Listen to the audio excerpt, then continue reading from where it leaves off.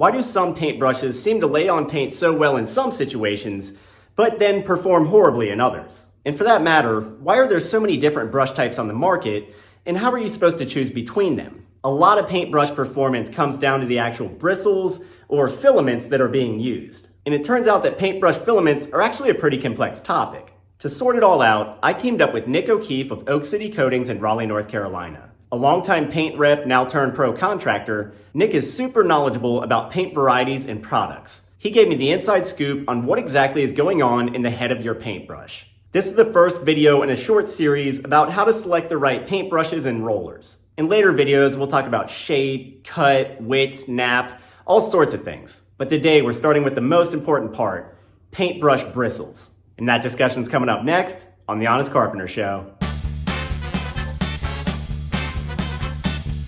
So the most important thing to note is that paintbrushes pretty much fall into two distinct categories, synthetic and natural. We're gonna break these both down really far, especially synthetic. But right at the outset, I'll give you a major guideline to remember. Synthetic brushes are most commonly used for water-based paints like latex, and they're also good for acrylic paints, which are sometimes water-based. But natural brushes are best for oil-based paints, which also includes varnish, polyurethane, lacquer, etc.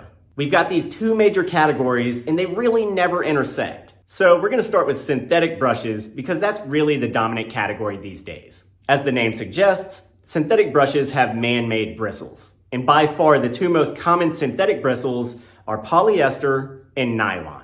A huge majority of the brushes you come across are gonna contain these filaments, often in combination. Many of Nick's Purdy brushes here contain both. Purdy is a very good brand, by the way. They're not my sponsor, they're not Nick's sponsor, but they're great at categorizing their brushes, so we're gonna rely on them for this discussion. One of the best things about Purdy is that they label their brushes by stiffness. They range from soft to ultra stiff. And this is mostly determined by the ratio of filaments in the brush. Of the two common synthetic bristles, nylon is by far the softest. It has a light, somewhat flimsy character, very pleasing to the touch.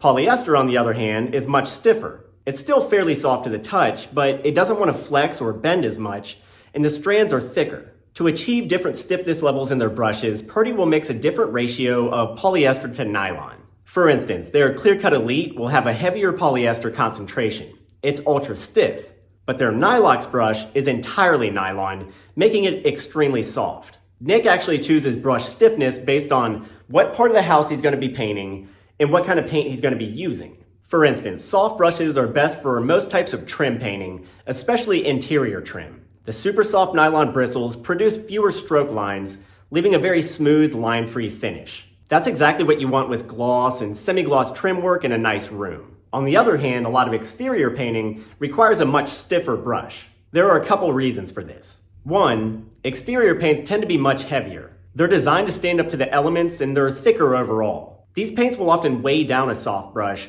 rendering it more ineffective. But a stiffer brush will carry and transfer those heavy paints with greater strength. And two, temperature will affect brush performance, especially in spring and summer when we're outside doing most of our painting.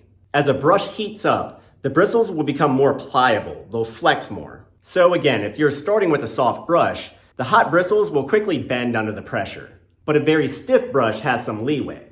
Even as it heats up, the increased pliability won't affect its performance as much. And yes, stiff brushes aren't quite as smooth. They'll leave more paint strokes and lines because they're putting more pressure on the bristle tips. But this doesn't matter quite as much outside because things are scrutinized less out here, and what we're really concerned with is durability. We want this exterior paint to really last, and a really stiff brush will apply it better. And obviously, if you're looking for a good all-around brush, you want to find some happy medium between these two extremes. For Purdy, that comes in the form of something like their XL brush, which is medium stiff. Their XL has a much more balanced ratio of nylon to polyester. It's softer than the ultra-stiff Clear Cut Elite, but can still hold up to a variety of interior-exterior tasks without buckling. It also comes in a much wider range of shapes and sizes, a thing we'll get into in another video. But here, we can actually still bump up one more level in terms of brush bristle quality. A slightly better all-purpose brush from Purdy is the Pro Extra, which is labeled as stiff. And if you look at the bristle mix, you'll see nylon, polyester, and something called Chinex. And this is where things get interesting because Chinex was created to deal with a very specific problem: low V.O.C. paints. VOCs are volatile organic compounds, somewhat noxious chemicals that slowly breathe out of our building materials in a form of off-gassing. VOCs have been under heavy scrutiny for the last decade or so, and I will talk about them a lot more in a future video. But manufacturers have been under pressure to reduce VOCs in recent years, and paint companies especially have focused on making low VOC paints. The problem is low VOC paints don't work as well with polyester and nylon brushes. People quickly begin to realize that they don't run out of these bristles very well. They coagulate a bit more and dry very fast, which is frustrating to work with and may leave a bad finish. To combat the problem, the paint industry introduced Nylox brushes, a new filament material specifically designed to work well with low VOC paint. Nylox sheds paint more easily, keeping a better wet edge on the brush. And they're actually very resistant to heat, so they won't buckle outside under heavy exterior paints. This is a full Nylox brush. But Pro Extra brushes actually contain some Nylox mixed in with their poly and nylon, so they're a really great all-purpose brush. This is actually what Nick relies on for the vast majority of his day-to-day work. He's had some of these brushes for several years. But he points out that you don't necessarily have to buy expensive brushes like Purdy, especially if you don't paint all that much. You can get contractor-grade brushes, which even some of the major brands make. All in all though, you just want to avoid maybe 100% polyester brushes because they won't have the pliability you need for general work. They'll be streaky and stiff. You probably won't be able to get a good finish. Try to find a decent nylon and polyester mix. And one of the best ways to look for this is fanning the brush. Sweep the bristles slowly to the side. You'll see shorter, stiffer bristles down in the mix, while lighter, softer bristles extend all the way to the top.